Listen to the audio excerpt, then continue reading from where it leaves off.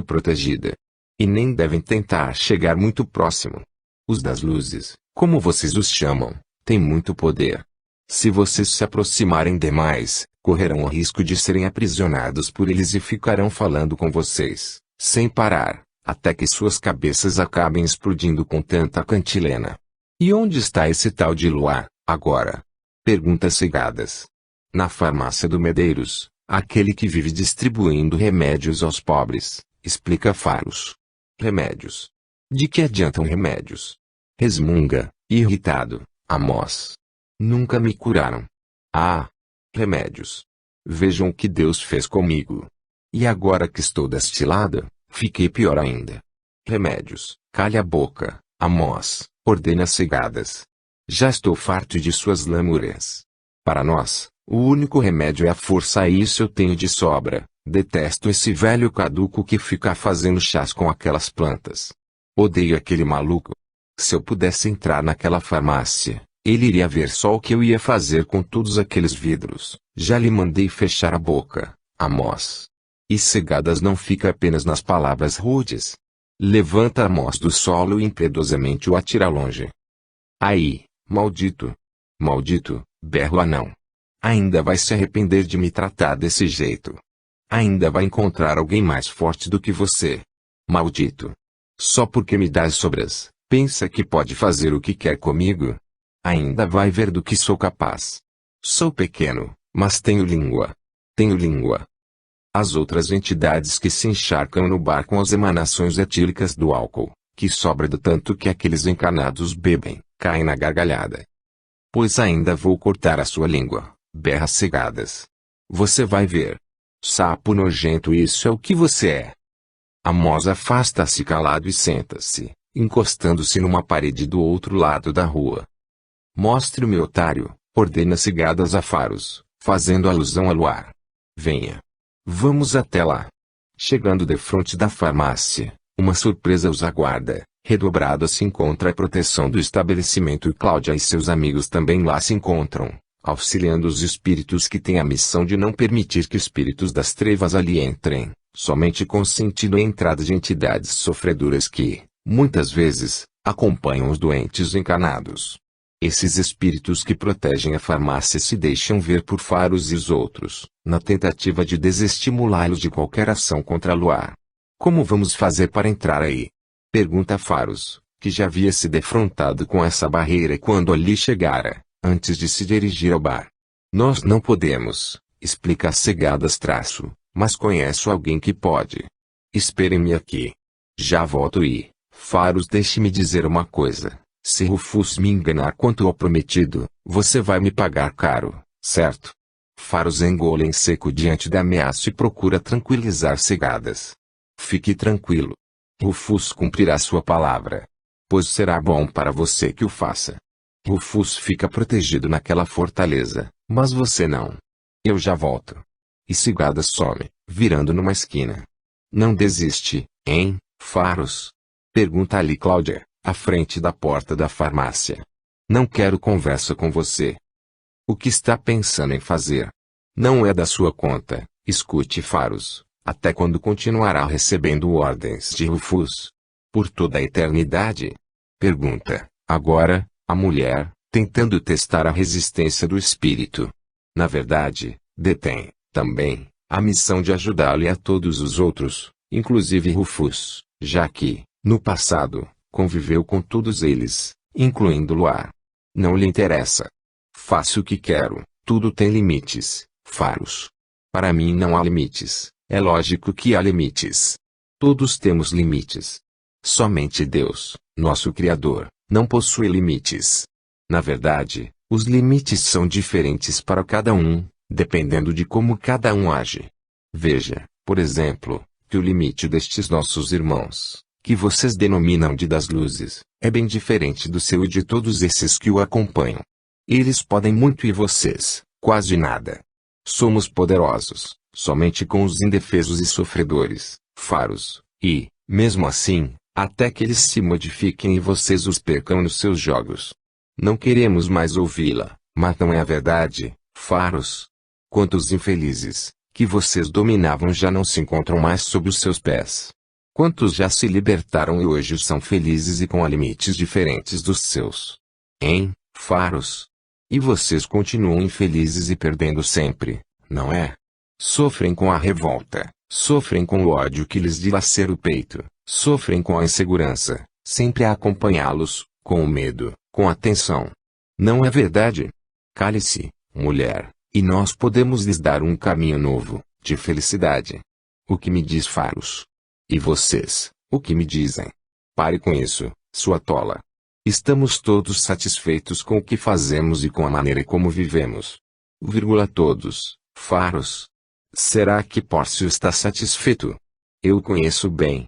O espírito olha para Faros e volta a olhar para Cláudia. E você, Enoque? O que me diz? Insiste Cláudia. Também o conheço bem. Fale, Enoque. Fale, berra Faros. Enoque percebe o olhar raivoso e irado do chefe e responde, rispidamente, estou muito satisfeito, sim, e pare de nos chatear. Daqui a pouco, verá do que somos capazes. Mas Cláudia ainda insiste e, desta feita, volta para o anão. E você, Amós? O que me diz? Está satisfeito, também? Eu estou muito satisfeito, sim.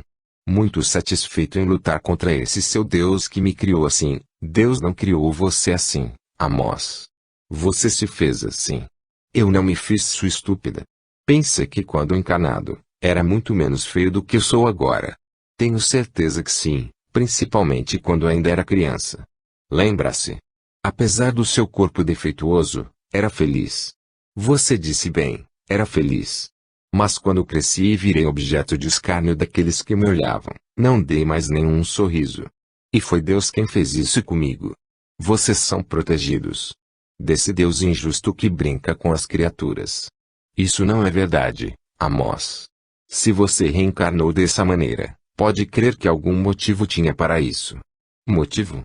Que motivo? Você ficou louca? Não. Não fiquei louca, não. O que será que você andou fazendo no passado para vir desse jeito na sua última passagem terrestre, hein? Não sei de nada do meu passado e nem quero saber, pois é muito bom que não queiras saber, mas deveria, pelo menos, entender que se nasceu dessa maneira é porque você mesmo provocou isso. Deus não é injusto. Além do mais, Amós, muitos reencarnam com problemas físicos ou os adquirem depois, e não se revoltam, retornando um dia para o verdadeiro plano da vida, sem carregar mais nenhum defeito. São espíritos mais evoluídos que, dessa maneira, se comprometeram a reencarnar para servir de instrumento de evolução para seus próprios pais. Outros, para darem um exemplo de resignação diante dos homens. Nem todos sofrem. Os que sofrem, como no seu caso, sofrem devido à revolta que trazem em seus corações. Não quero ouvir mais nada, tudo bem, Amós. Não falarei mais nada, mas gostaria que pensasse um pouco sobre estas minhas palavras e se um dia quiser a oportunidade de se modificar, íntima e externamente, basta me chamar que virei ao seu encontro para ajudá-lo. Quando quiser libertar-se, basta me procurar. Amós fica a olhar para Cláudia e uma lágrima furtiva lhe escapa dos grandes olhos que parece querer saltar para fora das órbitas. Cláudia entende o que se passa na mente dele e completa, quando resolver, Amós, basta que erga os olhos para o céu e peça auxílio a Deus e a Jesus. Verá que, se o fizer sinceramente, alguém virá em seu socorro. 23. Nesse momento, surge Cegadas, que vem caminhando em direção a eles. A cerca de uns 30 metros, um homem de pouco mais de 40 anos aproxima-se pela calçada. Ao seu lado e agarrado a ele, uma entidade sofredora o envolve, podendo-se perceber que esta possui enorme ascendência sobre o encanado, pois é facilmente notado que o homem deixa-se guiar por ela. Parece drogado pela maneira como caminha e, principalmente, pelo seu olhar. Mas essa entidade que o domina não se encontra sozinha. Uma outra mais ligada a ele, parece até confundir-se com o seu corpo e apresenta-se como se estivesse com fortes dores no abdômen, haja vista sua fisionomia de dor e as mãos apertando o ventre. O espírito encanado, de momento a momento, coloca também sua mão esquerda sobre o seu próprio ventre, denotando sentir as mesmas dores. E as duas entidades parecem conversar entre si. Aqui parece dominá-lo mais, fala a outra, a que sente dores abdominais. Preste atenção. Estou dando o primeiro impulso. Depois, fica por sua conta. Não sei se vou conseguir. É lógico que vai conseguir, porque não vai até o fim comigo. Você conseguirá entrar na farmácia porque estão muito ligados, mas eu não conseguirei. A proteção é muito grande. Mas eu nunca dei ordens a ele. Será fácil. Basta querer. E, além do mais, não gostaria de tomar o remédio? Então, eu preciso muito, mas ele não tem o dinheiro, por isso precisa forçá-lo e, não se esqueça, se quiser ir com ele para a cadeia onde, na certa, lhe darão remédios todos os dias, terá que fazê-lo cometer um crime. Não se esqueça. Está bem, não me esquecerei. Mas você tem certeza de que darão remédio para ele na cadeia? Necessito muito de medicamentos, diz o espírito sofredor que se ligar àquele espírito encanado, a fim de causar-lhe dores e, com isso, absorver, através dele, o remédio que tanto necessita para o seu mal, achando que com isso será curado. Não sabe que o que tem terá que ser tratado com novas vibrações de amor e de auxílio ao próximo, ou seja, através de edificante trabalho na seara de Jesus. Certeza absoluta. Agora, darei mais empurrão. Preste atenção e veja como faço. A entidade começa, então, a falar com o homem, através da intuição. Que dor, hein? Você precisa fazer alguma coisa, tomar um remédio, por exemplo. Vamos. Veja aí, uma farmácia. Para que ficar aguentando toda essa dor? Mas não adianta pedir para o velho. O remédio que você toma e que acabou não pode ser vendido sem receita médica, e qual médico o atenderia de graça, hein? Vamos. Entre lá e pegue o que necessita. Se você não tem dinheiro e o médico não lhe atende de graça, de quem é a culpa? Das fábricas de remédios e dos farmacêuticos. Agora, você pode também roubar o dinheiro do caixa e com ele poder comprar mais drogas. Vai ser fácil, e se aquele moço que está lá dentro com o velho vier a enfrentá-lo, você o mata. Mas cuidado com ele. Ele é muito perigoso. Você terá que matá-lo, ouviu? Ai, que dor, pensa o homem que assimilou as ideias do obsessor. Não tenho outra alternativa, mesmo. Tenho que roubar o remédio e, já que vou assaltar esta farmácia, posso muito bem levar algum dinheiro também. Levo vários vidros de remédio e o dinheiro. Mas quem será aquele homem lá dentro? Que ele não ouse me enfrentar. Eu o mato se fizer isso. Eu o mato. Isso mesmo. Mate-o, insiste o espírito, até que chegam na porta da farmácia e ele fica do lado de fora, lá entrando apenas o homem e a entidade sofredora que tenta, agora, continuar convencendo sua vítima a roubar o remédio, o dinheiro da gaveta e, se preciso, matá-lo-á. Isto é um assalto, grita o homem, apontando uma arma para seu Medeiros e Luar. Meu Deus, exclamam. Luar ainda diz para consigo mesmo, mas será que isso vai acontecer todos os dias comigo? O que você quer? Pergunta Luar ao homem. Quero aquele remédio ali e o dinheiro do caixa. Mate-o. Mate, continua a entidade, grudada ao homem.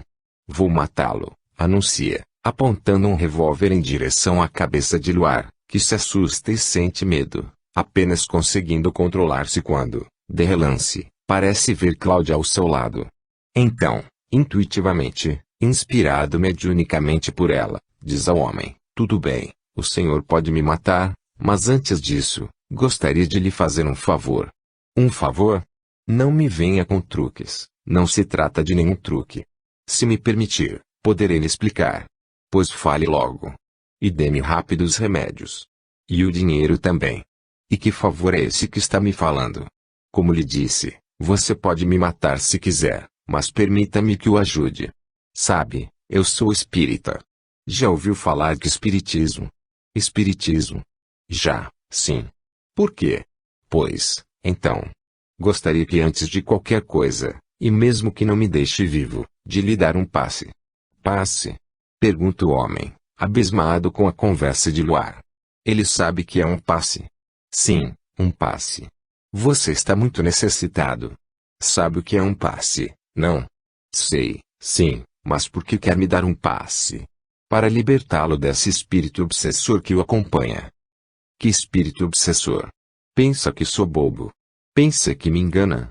Não estou lhe enganando e vou lhe provar. Eu sei, por exemplo, que você está sofrendo muitas dores no abdômen, certo? Como sabe disso? Pergunta o homem, assustado. Porque esse espírito que está aí com você sofre de dores atrozes nessa região e você também sente essas dores pelo contato com ele. Eu não acredito nessas coisas, e vou lhe dizer mais, esses analgésicos que você toma, porque, na verdade, não são remédios para curar e, sim, apenas para tirar a dor, são para ele. Como são para ele? Quando você os toma, ele os absorve. Preste atenção no que vou lhe dizer. Se você tivesse esse problema em seu abdômen e tomasse esses analgésicos, a dor sumiria. Mas ela não desaparece totalmente, não é? Melhora, mas não passa. Não é assim? É, isso acontece porque ele absorve quase que totalmente esses medicamentos e você fica sem eles. Não está falando sério? Pergunta o homem. Como você acha que eu descobri que você sente dores? Nem o conheço. Cheguei ontem aqui nesta cidade. É isso mesmo. Como você sabe? Eu já lhe disse, sou médium vidente e estou vendo esse espírito. A entidade sofredora, naquele momento, começa a gritar com o Luar, pare com isso. Eu preciso desse remédio. Eu preciso. Luar, então, volta-se para ela e lhe fala com carinho, você não precisa se preocupar, meu irmão. Vou ajudá-lo também, mas para isso, peço que se afaste deste homem para que também o ajude. É preciso que você faça isso para que eu possa ajudá-lo também. E você precisa muito de ajuda porque não poderá viver para o resto da vida tomando esses analgésicos através de espíritos encarnados. Pode acreditar, mais algum tempo e esses medicamentos não conseguirão mais fazer o efeito desejado, entende? E como você poderá me ajudar? Encaminhando a um hospital desse plano em que você habita. Ei, com quem você está falando? Pergunta o homem, um tanto assombrado com aquilo tudo. Estou conversando com o espírito que lhe está transmitindo a dor. Você está querendo me enganar, então, espere um pouco e verá que estou falando a verdade. Medeiros, então, resolve intervir, por favor, Luar, não seria bom que continuassem isso lá dentro de minha casa? Ei, que história é essa? Reclama o homem. É para o seu próprio bem, meu amigo. Você já pensou se um policial passar por aqui e vir você com essa arma na mão? Por favor, concorde em ser auxiliado. Eu lhe prometo que, se esse moço não conseguir lhe ajudar, dou-lhe o remédio que necessita sem necessidade de toda essa violência. Deixe-me ajudá-lo, meu irmão, pede Luar. Está bem, mas se tentarem algum golpe baixo por cima de mim, atiro nos dois. Pode ficar tranquilo, diz Luar, tentando acalmá-lo. Entrem aqui, convida Medeiros. Mas o que é que está acontecendo lá dentro? Por que estão entrando na casa do Medeiros? Mas será possível que aquele infeliz não vai conseguir fazer o que lhe ordenei? Brada o espírito que trouxera o assaltante até a farmácia. O que acontece? Pergunta, por sua vez, Cegadas. Vejam, ele abaixou a arma, informa Faros. O que é que deu nele? Vou pegá-lo na saída, ameaça o espírito obsessor. Os três encarnados, então, entram por uma porta nos fundos da farmácia que dá acesso à humilde moradia do farmacêutico. Sente-se aqui nesta cadeira, pede Luar traço, e acalme-se. Vou conversar um pouco com o espírito, enquanto lhe aplico um passe. Dizendo isso, Luar coloca as suas mãos a uma pequena distância, por sobre a cabeça do homem, e faz uma prece, solicitando auxílio dos espíritos protetores. Sua prece é logo atendida porque Cláudia e os outros que acompanham aproximam-se de Luar e doam-lhe energias que, somadas às suas próprias, percorrem todo o corpo do homem. O espírito obsessor também sente essa vibração e percebe que pode, realmente, ser auxiliado, afastando-se alguns metros do obsediado, como lhe pedira Luar. E agora? Pergunta o homem, já sentindo melhoras em sua dor. Agora, meu irmão, guarde essa arma e peça mentalmente a Jesus que o ajude. O assaltante obedece e ora com devoção, percebendo que, quanto mais roga, mais as dores vão diminuindo. Quanto a você, continua Luar, dirigindo-se ao espírito, peço-lhe que rogue a Jesus que permita que seus mensageiros, aqui presentes, Lhe dilatem a visão para que possa ver outros irmãos que aqui estão para auxiliá-lo e encaminhá-lo para o devido tratamento médico. Alguns minutos se passam até que o infeliz, com muita alegria, como uma criança que acaba de ganhar o brinquedo tão sonhado, rompe o silêncio, derramando lágrimas de emoção. Já estou vendo. Já estou vendo. Vieram me buscar. São enfermeiros que me sorriem. Que me sorriem. Obrigado, meu Deus. Obrigado, Jesus. Obrigado, meu amigo. Vá com eles e seja feliz, meu irmão. Que Deus nos abençoe. Não sinto mais dor alguma, informa o homem, muito feliz também. Não sinto mais dor, graças a Deus, meu amigo, e agradeça a Jesus por tê-lo curado. E agora lhe peço que procure se libertar do vício que tem e, para que possa sentir forças para enfrentar esse verdadeiro combate, procure fazer o bem. Esse é o caminho. Aliás, poderia auxiliar o nosso irmão Medeiros no seu trabalho de distribuição de remédios. Tenho certeza de que alguma coisa poderá fazer. E agora, posso ir? Pode ir, meu irmão, e tome cuidado para quando sair daqui desta farmácia. Saia em prece para que não o apanhem mais. Farei isso, promete? E assim o cumpre. Assim que sai da farmácia, o espírito obsessor ainda tenta colocá-lo sob sua influência, mas não consegue. Você tem que voltar lá, seu cretino. Berra, irado. Volte lá e acabe com ele. Meu Deus, me ajude a caminhar em paz até minha casa, sussurra, não deixando de ser ouvido pelo espírito. Você está chamando por Deus. Quem você pensa que é? Pai nosso, que estás no céu, reza o homem. Mas que coisa mais ridícula, revolta-se o espírito, afastando-se do homem. E no interior da farmácia, pelo que você me explicou, hoje de manhã, penso que tenha conversado com um espírito e que o tenha encaminhando junto com outros espíritos para um hospital no plano maior. Foi isso mesmo que fiz. E essa história de passe? Poderia me explicar melhor? Com muito prazer, seu Medeiros. Acompanhe meu raciocínio. O senhor sabe que quando uma corrente elétrica percorre um fio condutor, forma-se em derredor deste um campo magnético. Certo? Certo. Muito bem. Complementando o que já disse ao senhor, nós, espíritos encarnados, possuímos um corpo mental, um perispírito e um corpo carnal e que todos são constituídos por átomos que, por sua vez, são constituídos por elétrons, prótons, nêutrons e outras partículas que já estão sendo descobertas. Entendo. Inclusive, se o senhor quiser se aprofundar um pouco mais, verá que nossas próprias células, que formam todo o nosso corpo e que também são constituídas por átomos, possuem em sua membrana plasmática, diferença de potencial que nada mais é do que eletricidade. Dessa maneira, pode imaginar também que o sangue, constituído por células eletricamente carregadas, percorrem todo o nosso corpo através de veias, vasos e artérias, como se fosse a própria eletricidade a percorrer um fio. Nossos neurônios, que também percorrem todo o nosso corpo, da mesma maneira possuem eletricidade. Dessa forma, como todos esses nossos corpos são constituídos dessa mesma maneira, é evidente que, com toda essa movimentação elétrica, formam-se em todo o nosso redor, assim como no fio condutor, vibrações eletromagnéticas. É o que comumente é chamada de aura. Li certa feita, que existe um tipo de câmera fotográfica, chamada Kirlian, que fotografa essa aura que, conforme o nosso estado mental possui determinada forma e cores. Isso mesmo.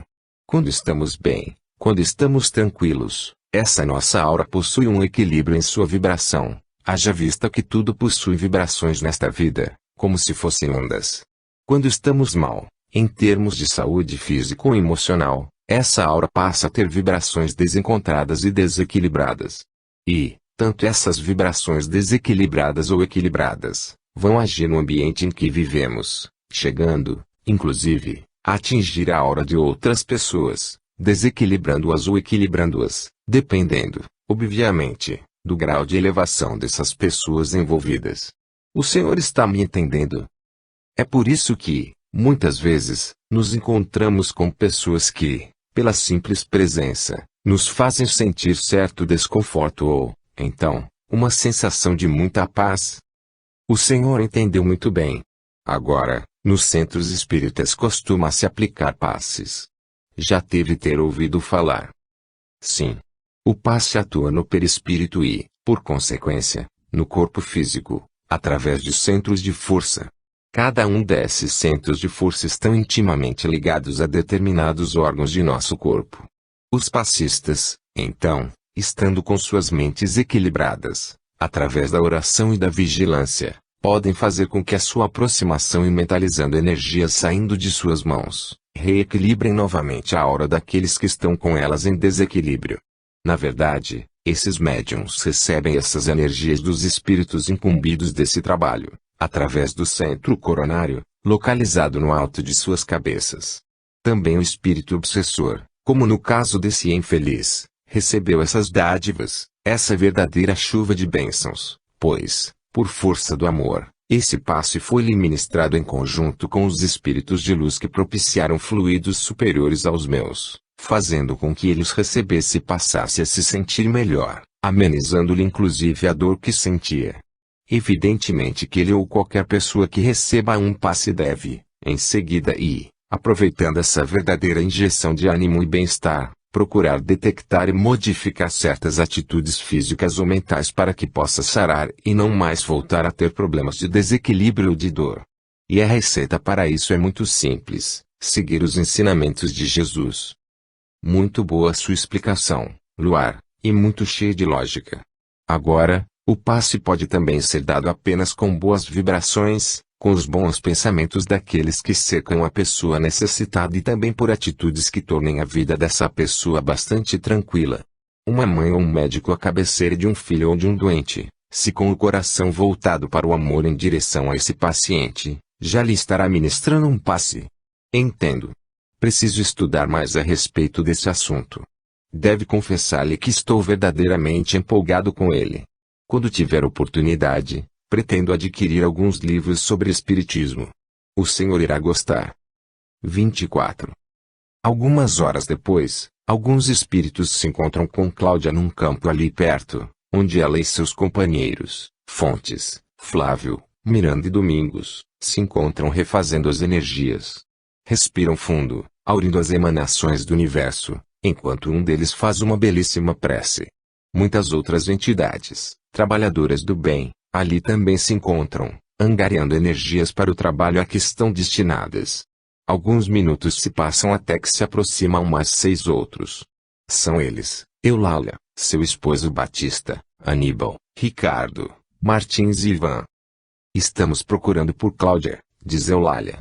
Sou eu, responde a moça. Muito prazer. Meu nome é Eulália, este é meu marido Batista e esses outros são amigos, Aníbal, Ricardo, Martins e Ivan. O prazer é todo meu, responde. Que Deus os abençoe. Esses são meus companheiros de trabalho, Fontes, Flávio, Miranda e Domingos. Mas em que lhe poderemos ser úteis? Soube que tem a missão de auxiliar um espírito encarnado, de nome Luar e que ele, com auxílio de vocês, poderia nos ser útil quanto ao caso de meu filho Adilson. Teremos imenso prazer em colaborar com vocês e principalmente propiciar mais uma chance de Luar auxiliar o próximo. Mas conte-nos o que está acontecendo. Na farmácia, Luar e Medeiros ainda estão a conversar sobre a doutrina espírita, quando chega um velho conhecido do farmacêutico. Bom dia, Medeiros, cumprimenta um homem, aparentando ter uns 60 e poucos anos de idade. Bom dia, Armando, como vai? Tudo bem. O homem dá a mão para Medeiros e este lhe apresenta Luar. Muito prazer, Luar. Esse é seu nome mesmo ou um apelido? É meu nome, responde, sorrindo, pois já esperava essa reação. Luar Peregrino, completa Medeiros. Luar Peregrino. Muito bom. Mas que bons ventos o trazem aqui? Pergunta-lhe o farmacêutico. Estou apenas de passagem. Estava em casa sem nada para fazer e resolvi sair para tomar um pouco de ar. Ah! A propósito. Mudei de casa semana passada. Mudou? Sim. Mudei-me para uma casa um pouco maior. Precisa dar-me seu novo endereço. Pois anote aí, Rua Duque de Caxias, 712. Rua Duque de Caxias, 712. Repete Medeiros, vou anotar. Mas, que vida boa de aposentado, hein, Armando. Pois é, mas está na hora de eu arrumar alguma coisa para fazer. Você não tem um emprego para mim aqui na farmácia? Pergunta, brincando, o homem. Felizmente para você, acabei de contratar o meu amigo Luar. Ficará uns tempos comigo aqui no estabelecimento. Fico contente por isso, meu amigo, diz, sorrindo, Armando.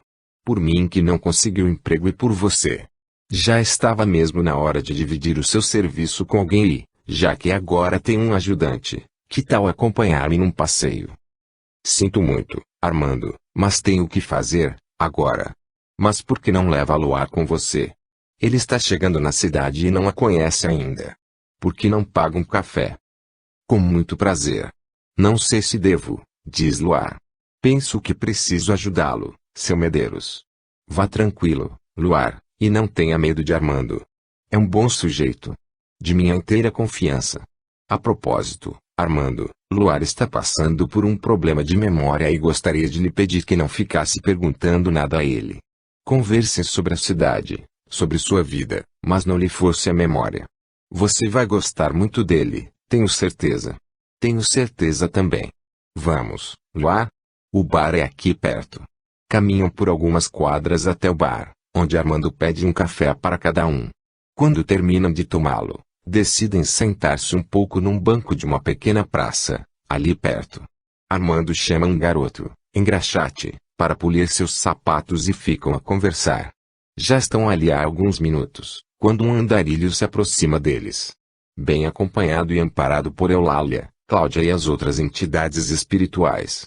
Trata-se de um rapaz de seus 20 e poucos anos, todo sujo, com as roupas em péssimo estado, que lhes pede algum dinheiro. Possui os olhos bastante inchados, assim como toda a face e os dedos das mãos, características próprias do alcoólatra, a notar-se também pelo forte odor de álcool que exala. Luar, então, lhe pergunta se não gostaria de comer alguma coisa. Você não gostaria que eu lhe pagasse um sanduíche? Deve estar com fome. Não, meu senhor. Preciso apenas de alguns trocados para poder completar uma quantia a fim de comprar uma passagem. Preciso encontrar minha família que deixei na cidade grande. Está bem, deixe-me ver o que tenho aqui no bolso, concorda Luar, sentindo forte emoção, pois apesar de não estar todo sujo e perdido no vício da bebida, percebe naquele rapaz uma situação bem parecida com a sua. Por que não lhe compramos a passagem, hein, Luar? Pergunta Armando, conjeturando que o rapaz, na verdade, quer dinheiro para comprar mais bebida. Compramos a passagem e o enfiamos dentro do ônibus e aí dele se apiar do ônibus e eu tornar a encontrá-lo nesta cidade. O que é isso, seu Armando? Acontece que ele está mentindo, Luar. Você não percebe? Acha que irá mesmo viajar? Ele quer dinheiro para beber mais. Sinto o seu cheiro. É álcool puro. Se você lhe der dinheiro, estará colaborando para que ele fique mais viciado ainda do que já é. Você está pedindo dinheiro para beber ou viajar, meu rapaz? Pergunta Luar ao andarilho. Para viajar, meu senhor. Para viajar, responde, com as mãos trêmulas e os olhos injetados. Está vendo, seu Armando? Ele confirma que é para viajar. Tome meu rapaz. Faça bom proveito dele. Deus lhe pague e que Jesus o abençoe. Agradece o rapaz e, voltando-se para Armando, esclarece com muito respeito. Não poderia aceitar a compra da passagem, meu senhor, porque não sei ainda como irei. Preciso esperar um amigo que está vindo para esta cidade. Deve estar pela estrada ainda. Você é um grande mentiroso, seu bêbado, explode Armando. E vai dando fora que eu não vou lhe dar nenhum tostão. Francamente, seu Armando, interrompe Luar, indignado, apesar de não ter nenhuma intimidade ainda com o homem. O senhor poderia ser um pouco mais educado com o rapaz. Afinal de contas, ele nada nos exigiu, apenas pediu. Eu dei porque quis. Você agiu errado, Luar. Desculpe minha sinceridade. Onde já se viu um moço forte nessa situação? Só pode ser um malandro, um ocioso. Deveria estar trabalhando, agora. Tome como exemplo este menino aqui a engraxar os meus sapatos. Quantos anos você tem, garoto? Pergunta Armando ao menino que, sentado numa caixa de madeira, engraxa os seus sapatos. 8 anos, senhor. E desde quando faz esse tipo de serviço? Comecei aos 7, senhor. Está vendo, Luar? Aquele rapaz é um bêbado, um malandro, um vagabundo, acusa Armando, apontando para o andarilho que, neste momento, encontra-se deitado num banco, à sombra de uma árvore. Veja, está dormindo, enquanto este menino está trabalhando. Você tem toda a razão, seu Armando, ao fazer essa comparação. Dou meus parabéns a esta criança que deve estar trabalhando para ajudar nas despesas de casa, não é, garoto? Sim. Dou todo o dinheiro que ganho para minha mãe. Mesmo assim, penso que não devemos julgar as pessoas pelas aparências. Nós não sabemos o que aconteceu com aquele rapaz para que ele tenha se transformado num alcoólatra andarilho. Deve ter sido por pura sem-vergonhice. Vamos ver. Garoto, qual o seu nome? Pergunta Luar ao engraxate. Geraldo Guedes, mas todos me chamam de GG. Muito bem, GG, diz, agora, Luar. Diga-me uma coisa, o que você pretende ser quando crescer, quando se tornar um adulto? Bem, responde o menino, gostaria muito de poder estudar engenharia, para poder construir prédios, pontes, estradas, mas não sei se vou poder. Meus pais não têm dinheiro para pagar os meus estudos. Tudo bem, interrompe Armando o traço, mas diga também uma coisa, com toda a franqueza, você pretende ser um vagabundo, um andarilho, um bêbado, como aquele rapaz ali? Não pretendo não, senhor. Agora não sei se... Bem, deixa pra lá. O que é, menino? Fale, pede Luar. O que é que você não sabe? Não sei se devo falar. Ele me pediu para não contar a ninguém. Ele, quem? O andarilho? Sim. Você o conhece? Não. Só conversei com ele ontem à tarde, quando dividi com ele o meu lanche. Faz apenas uma semana que ele está nesta cidade. Você dividiu o seu lanche com ele? Pergunta Luar, bastante animado com o rumo da conversa. Sim. Ele estava com tanta fome que nem conseguia parar em pé. Havia bebido muito na noite anterior. Mas diga-nos, o que conversaram? Não há nenhum mal em que nos conte. Nesse instante, Cláudia, Eulália e outros espíritos se aproximam do menino, aplicando-lhe passes e dando-lhe um pouco de intuição para poder exprimir-se melhor. Acho que não. Talvez possam até ajudá-lo. Bem, o que eu quis dizer é que não sei se teria forças para aguentar tudo o que ele já passou. Sei que ele não deveria beber, mas como o senhor disse há pouco, fala o menino, dirigindo-se a Luar, não devemos julgar as pessoas, pois a gente nunca sabe o que se passa pela cabeça delas.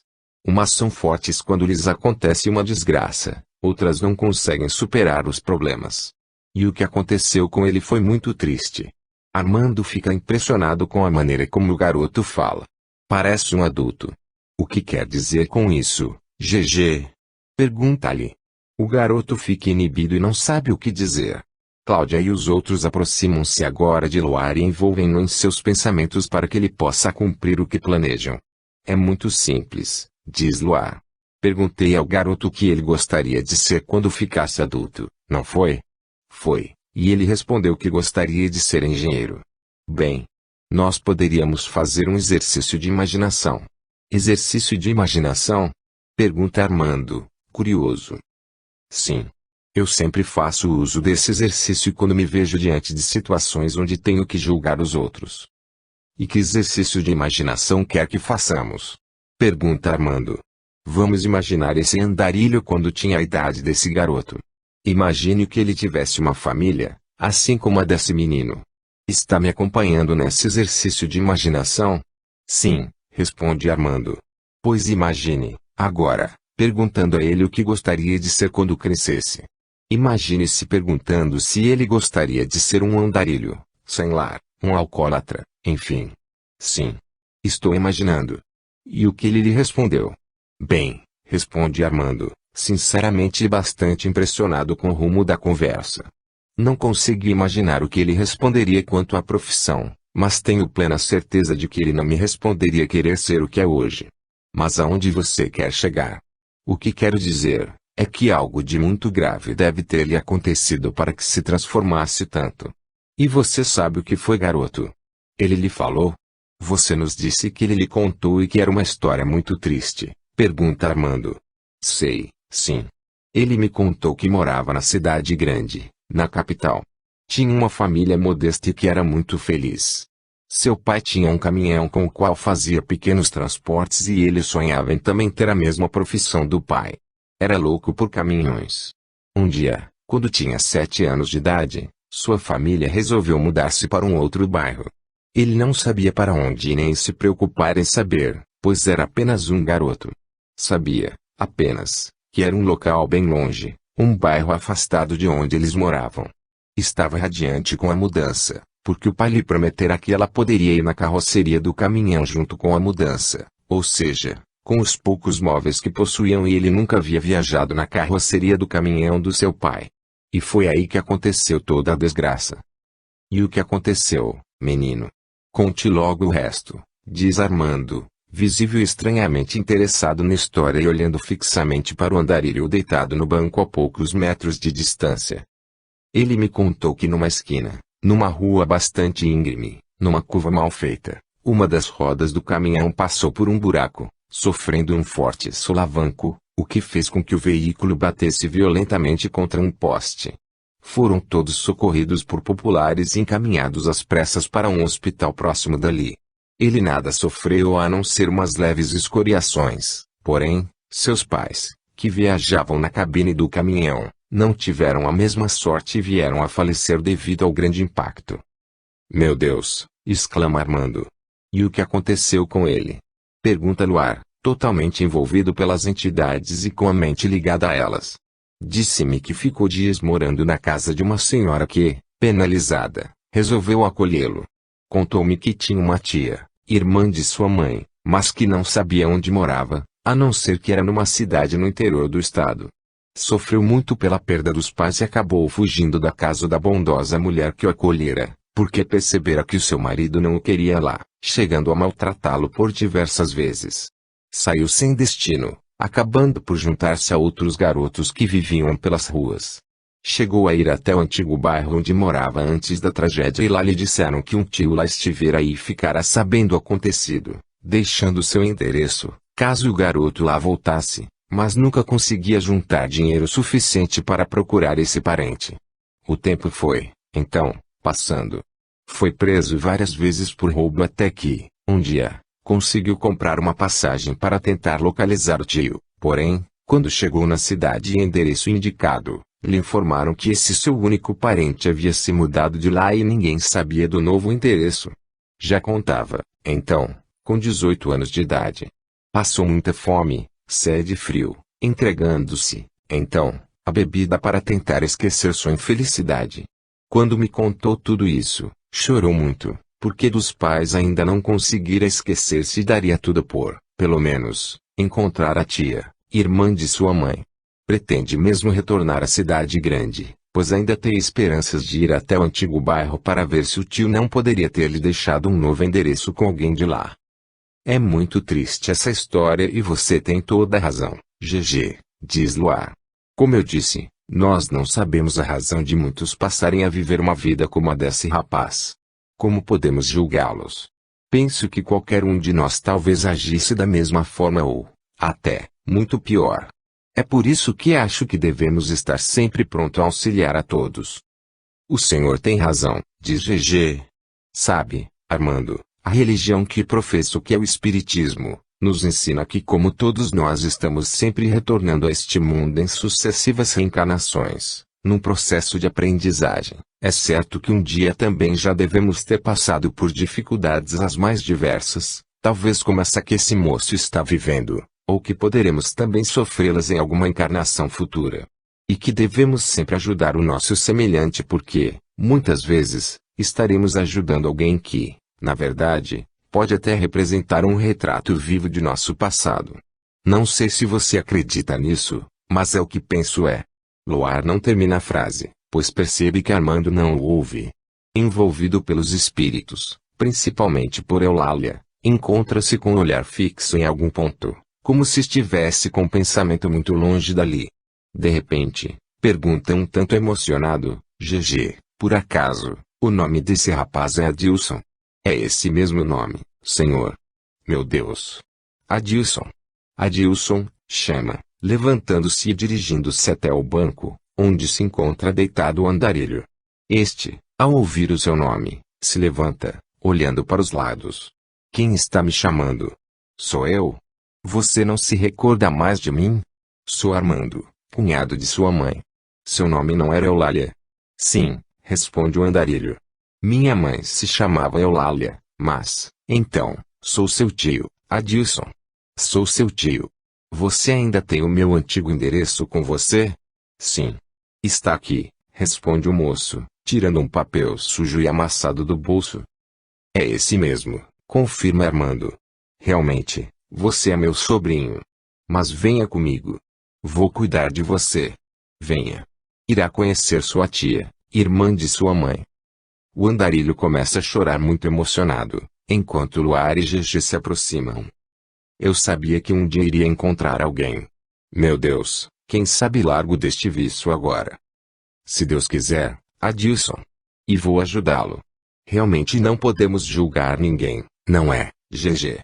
Pergunta Luar ao garoto, enquanto Adilson enxuga as lágrimas e, como uma ingênua criança, pergunta Armando, minha tia é tão bonita quanto a minha mãe Eulália? Sim, Adilson.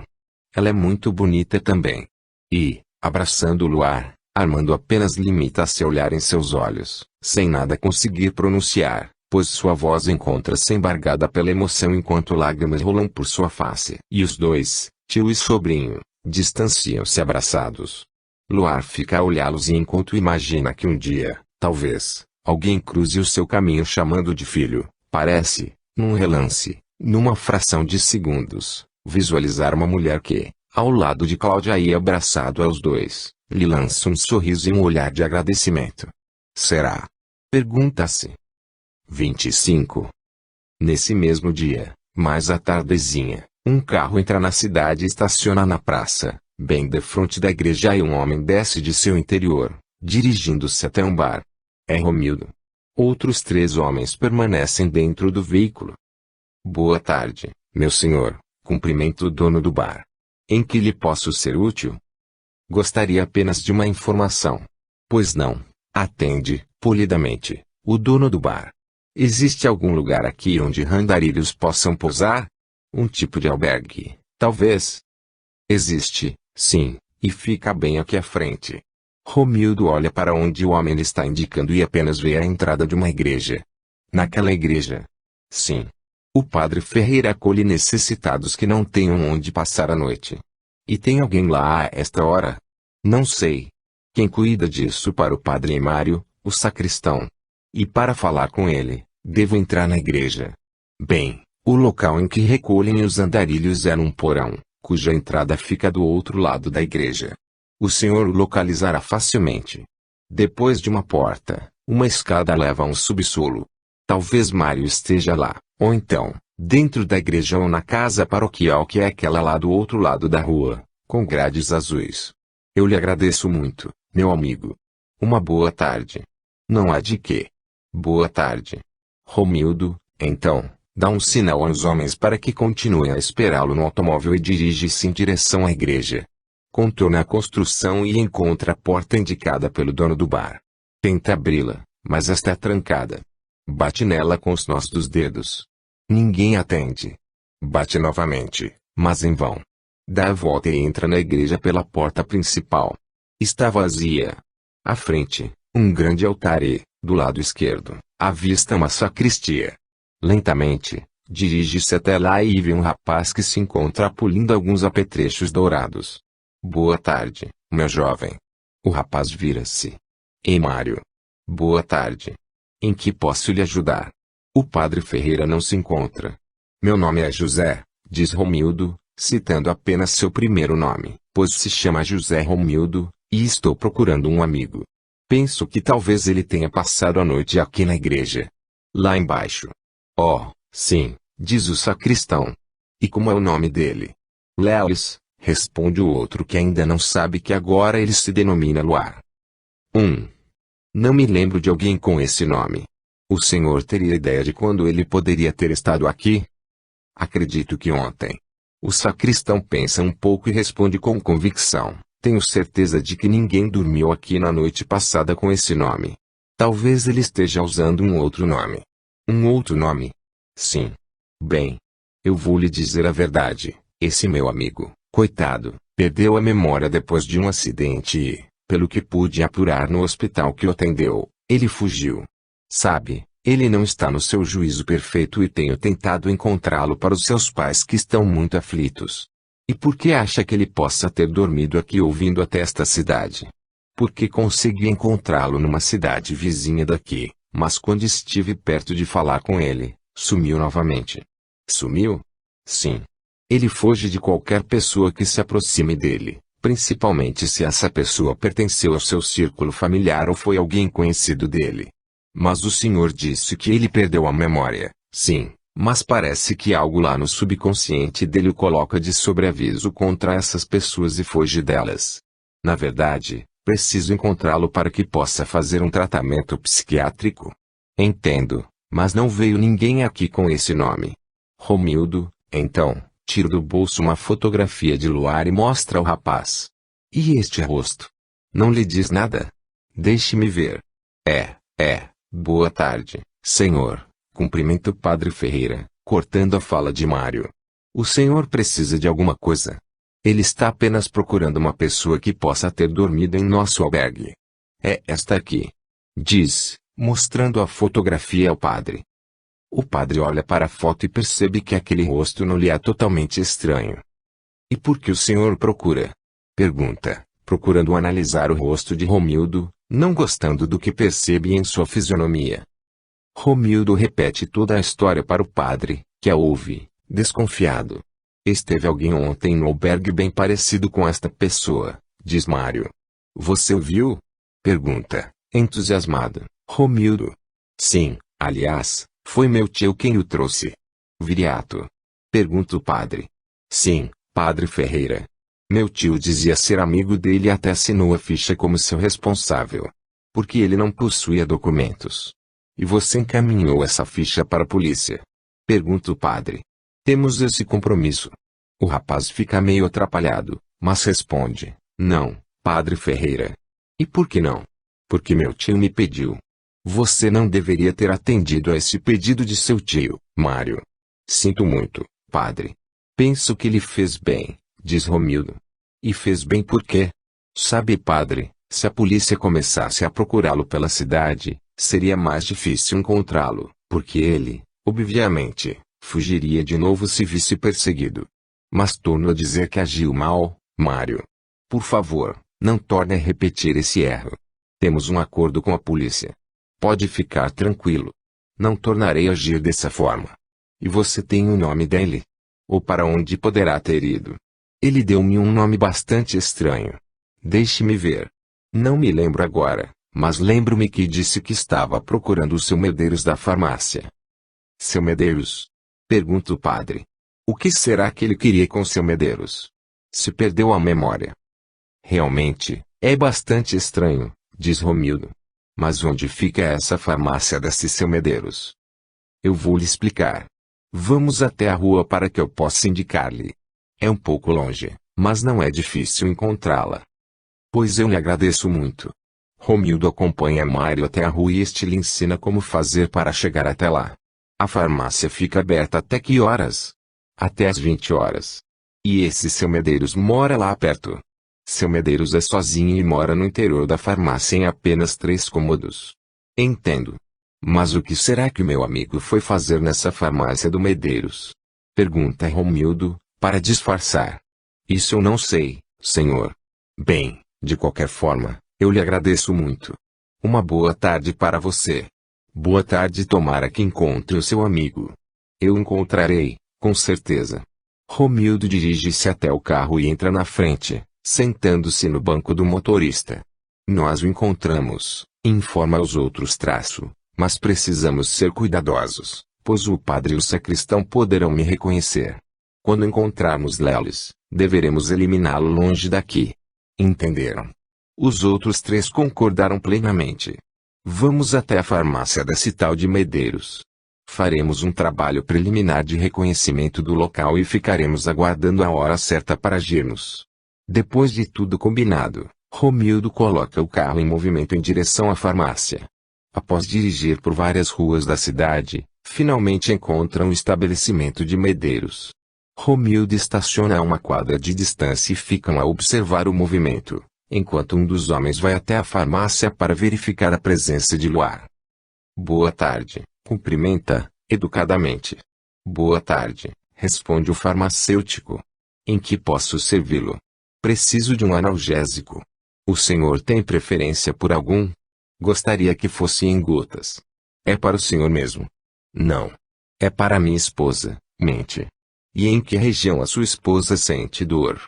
É apenas uma dor de cabeça. Bem, o senhor poderá levar este aqui, diz Medeiros, entregando o remédio ao homem. O estranho paga e inicia uma conversa. Muito bonita esta cidade. O senhor não a conhecia? Não. Cheguei hoje. Eu e minha esposa estamos hospedados no hotel e pretendemos conhecer melhor a cidade. Talvez nos mudemos para cá. Em que hotel estão hospedados? Pergunta Medeiros, apenas por perguntar, já que na cidade só existe um hotel. O homem se atrapalha com a pergunta e responde, sabe que nem reparei no nome do hotel? Sei apenas onde fica. Deve ser o Palácio. É o único que temos. Deve ser esse mesmo. E o senhor pretende trabalhar aqui na cidade? Possuo uma pequena confecção de roupas e estou procurando uma cidade menor para transferir essa minha atividade. Continua a mentir. Isso seria bom para a cidade. Certamente, empregará pessoas daqui. Oh, sim. Se o senhor decidir vir para cá, poderei lhe apresentar alguns amigos que poderão auxiliá-lo a encontrar algum imóvel para a finalidade que pretende. Ficaria muito grato por essa gentileza. Meu nome é Medeiros. Muito prazer, então. Chamo-me Garcia, mente, novamente. E se não melhorar a dor de cabeça de sua esposa, pode voltar a procurar-me. Muito obrigado. Esta farmácia fica aberta à noite. Até às 20 horas, mas se precisar poderá apertar aquela campainha que eu atenderei. Moro nos fundos. O senhor mora aqui? Sim. Isto é muito bom. O senhor é casado? Sou viúvo. Então, mora sozinho? Sim. Não possui empregados? Não. Não tenho condições para isso. Quer dizer, hoje me apareceu alguém que talvez fique morando aqui por uns tempos e me ajude no serviço. Mas isso é muito bom. É algum parente do senhor? Nesse instante da conversa, ambos se arrependem do que falaram. Medeiros, porque percebe que não deveria dar informações a respeito de Luar, principalmente a estranhos. Sabe que estão atrás dele e que já tentaram contra a sua vida por 2 vezes. O homem, por sua vez, porque percebe que está indo com muita pressa e que o farmacêutico poderá desconfiar e procura corrigir. Oh, o senhor me desculpe. Estou me intrometendo em sua vida. É um vício que possuo e estou chegando à conclusão que sou um incorrigível. Perdoe-me.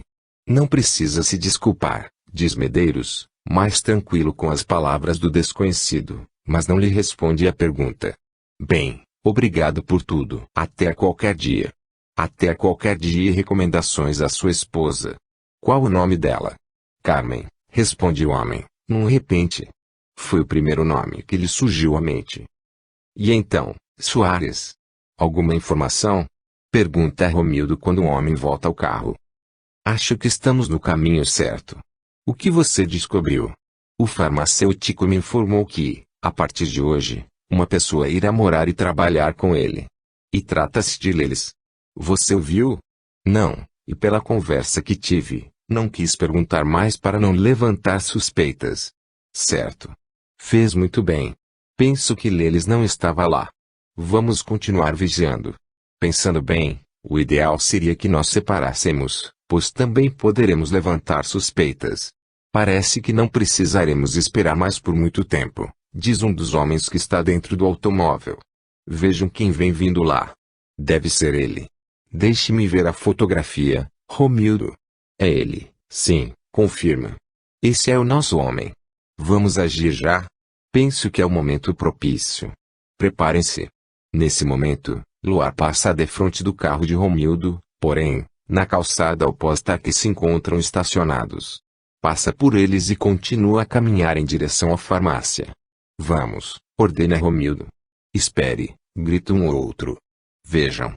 Uma viatura policial. Realmente, um carro da polícia está passando entre eles e Luar. O veículo se locomove vagarosamente, talvez numa ronda policial. Vamos aguardar que ela se afaste. Mas, para frustrar